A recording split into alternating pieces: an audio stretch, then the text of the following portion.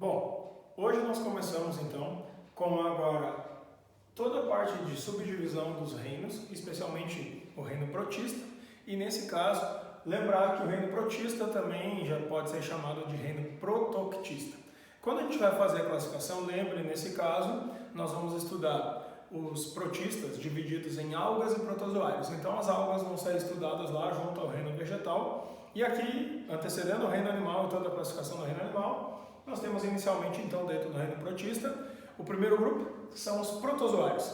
Os protozoários são ancestrais diretos do reino animal, por isso eles têm muitas características similares aos dos animais. Então, em especial, quais são os caracteres gerais que os protozoários têm? Primeiro, são seres unicelulares. O animal é pluricelular, aí já tem uma diferença. São seres sem parede celular, o que permite a eles uma certa capacidade de locomoção. São seres heterotróficos, ou seja, eles precisam comer alguma coisa, eles não vão fabricar seu próprio alimento. São seres eucariontes, que significa tem membrana, tem citoplasma, tem núcleo e um monte de organelas citoplasmáticas. Esses indivíduos podem ter duas formas de vida. A forma cística significa quando eles estão normalmente ou tentando se defender do meio, estão sob ataque do teu sistema imunológico, por exemplo, ou quando eles podem estar no meio de um ciclo reprodutivo. E a forma trofozoítica, que nesse caso também é uma outra possibilidade, onde esses indivíduos podem estar durante a vida normal deles, assim, né? Durante a atividade metabólica comum, sem estar sofrendo ataque do sistema de defesa de algum indivíduo. Então o cisto é a forma de proteção que aparece nos protozoários. Além disso, eles podem ter hábitos de vida livre, significa podem estar soltos pela água, por exemplo, podem ser parasitas e principalmente nos intestinos dos animais, que é uma forma, às vezes no sangue também, e simbiontes. Lembrem, por exemplo, que os cupins, para poder comer a madeira, né, como eles comem, eles precisam ter protozoários no seu intestino que convivem com eles para degradar a celulose para eles. Então, podem ser simbiontes, que significa aquelas formas de vida que vivem associadas.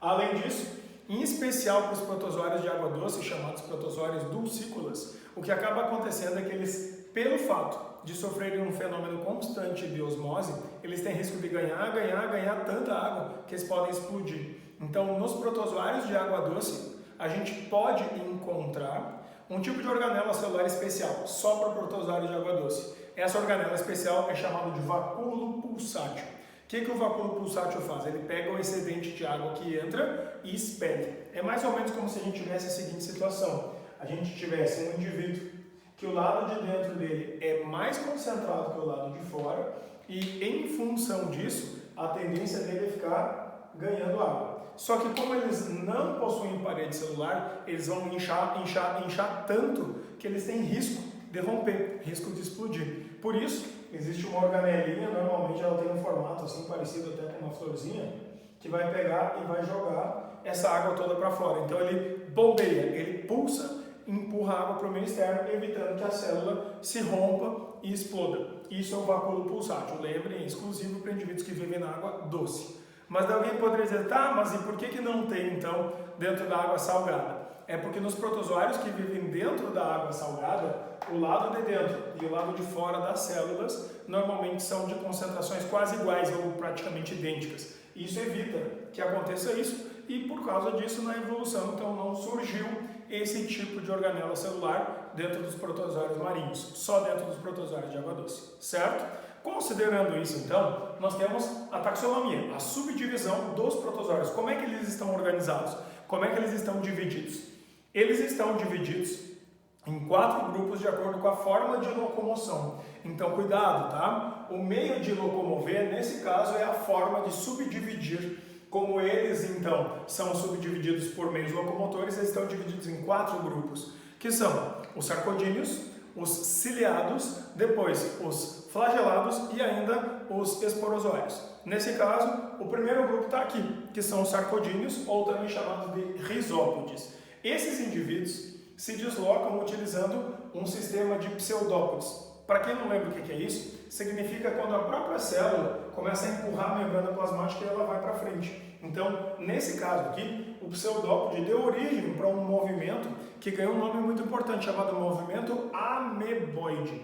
Por quê? Porque pela primeira vez, quando isso foi descoberto, foi verificado em amebas. Então, nesse caso, O movimento ameboide, ele acontece através da projeção de pseudópodes. Isso só é possível graças a duas estruturas celulares. O citoesqueleto, que é a parte interna da célula que define o formato que a célula tem e permite fazer esse tipo de atividade, e ainda a fluidez da membrana plasmática, por causa do seu modelo mosaico fluido. Então, nesse caso, esses sarcodíneos vivem na água doce, o que facilita o deslocamento por pseudópodes, ou podem ser parasitas causando alguns determinados tipos de doenças. Então, em especial, nesse caso aqui, o que acaba acontecendo é que a ameba, por exemplo, ela pode empurrar a membrana para lá e para lá e vai esticando, criando aqui a estrutura do pseudópode.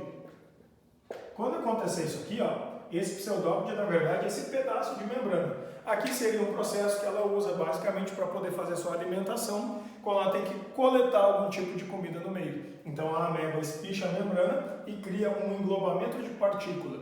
Quando acontece isso, esse processo todo em nível celular é chamado de fagocitose. Então a fagocitose, quando a célula vai englobar uma partícula sólida, e se fosse um líquido que ela está engolindo, tipo uma gota de gordura, isso seria chamado pinocitose. Então, quando acontece isso aqui, esse é o processo de deslocamento e também de alimentação que esses indivíduos do grupo dos sarcodíneos podem fazer. Só que esse grupo aqui, ele tem algumas características muito pontuais relativas à estrutura celular e funcionamento celular. Por exemplo, a reprodução. A reprodução ela se dá por um processo chamado de cisciparidade, ou bipartição, ou divisão binária, que significa dividir por dois. Só que esse processo de reprodução é um processo assexuado de reprodução. Significa todos os filhos serão geneticamente iguais, todos os filhos serão geneticamente idênticos. Sendo assim, o que acaba acontecendo é que uma célulinha mãe,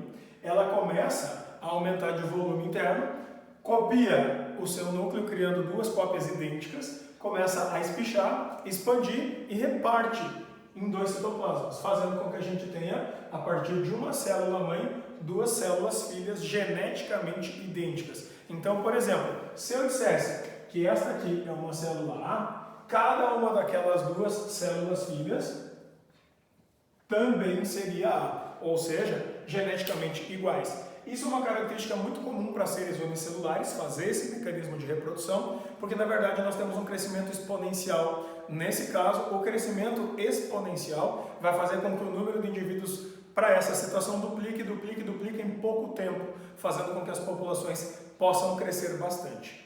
No grupo dos sarcodíneos, ainda então, é importante lembrar que tem alguns exemplares, algumas formas de vida que são causadoras de doenças, ou seja, são parasitas. Se elas são causadoras de doenças, são parasitas, temos algumas parasitologias importantes para ver. Nesse caso, uma em especial, que é a amebíase. A amebíase ela é causada por alguns tipos de amebas. Pode ser, o primeiro e mais importante, a entameba histolítica, mas pode ter também a entameba coli, que é tudo que acabar em coli, o nome científico, lembrem que é um coliforme, que é um daqueles tipos de indivíduos ou bactérias ou protozoários que saem do nosso intestino junto com as fezes. No caso da entameba histolítica, isso também acontece. Quando acontece isso, então, o contágio da amebíase se dá basicamente pela água contaminada. Então, falta de saneamento básico é uma coisa muito séria, que no nosso país ainda existe bastante, mas mais pobres do que nós, países assim da África, por exemplo, sofrem muito mais com isso. Então, água contaminada e alimentos mal lavados ou contaminados com essa água contaminada podem acabar transmitindo para a pessoa. Então, a forma de transmissão é ingestão. Engoliu os cistos e aí acaba desenvolvendo dentro de ti. Aonde isso vai parar? Isso vai parar dentro do nosso intestino grosso. Só que o nosso intestino grosso, ele é muito delicado nas suas funções. Ou elas funcionam perfeitamente, ou o teu corpo simplesmente, ao entender que existe algum determinado tipo de infecção, contágio, o teu organismo para as atividades do intestino grosso e reseta o sistema, ou seja, ele reinicia. Ele força uma diarreia e começa a empurrar tudo que tiver ali dentro embora.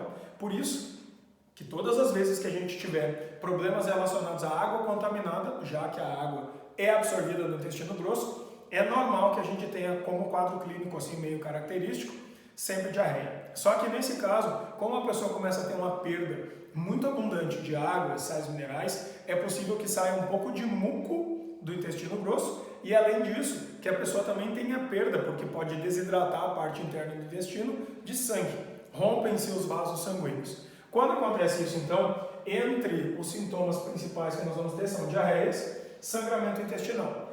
Esse sangramento pode permitir que algumas das amebas passem para dentro do sistema circulatório e comecem a perambular por dentro do teu organismo. Quando acontecer isso, elas podem parar no teu fígado, nos teus pulmões, pode parar no teu baço e também pode parar no teu cérebro. Dependendo do caso, se parar nesses órgãos mais importantes, assim, em especial o cérebro, isso pode acabar sendo fatal e levar o indivíduo à morte. Então, para nós, uma medida profilática, ou seja, uma medida preventiva para os casos que nós vamos ter de amebise é higiene dentro de casa, né? Limpeza, lavagem de mãos, lavagem adequada dos alimentos e esterilização da água. Água limpa a gente imagina que teoricamente deve ter na torneira, mas para aqueles lugares onde não tem saneamento básico, isso é importante. Outra coisa, a fossa séptica, que é chamado popularmente de poço negro da casa, que é aquele buraco que se faz no chão onde desemboca ou escoa todo o esgoto do banheiro, tem que ter nas casas, para evitar que isso vá parar dentro de um riacho e desse riacho a gente colete a água que está contaminada. Então, nesse caso, tem que ter fossa séptica. Isso já entra num segundo parâmetro, que não são só as tuas medidas de higiene, e sim saneamento básico. Então, não basta apenas a gente ter água canalizada e tratada dentro de casa, a gente precisa ter esgoto canalizado e levado embora para a estação de tratamento. A gente sabe que no Brasil essa questão do tratamento de esgoto é uma questão ainda muito fora da nossa realidade, mas a gente paga por isso, tá? Então, nesse caso, deveria-se ter tanto a água tratada para consumo para todas as pessoas da população, quanto o esgoto também deveria ser levado embora pela rede de esgoto e levado até um sistema de tratamento para evitar esse tipo de doença, certo? Então, a gente, nesse caso aqui, sabe que são doenças bastante populares, principalmente em zonas mais periféricas e mais pobres.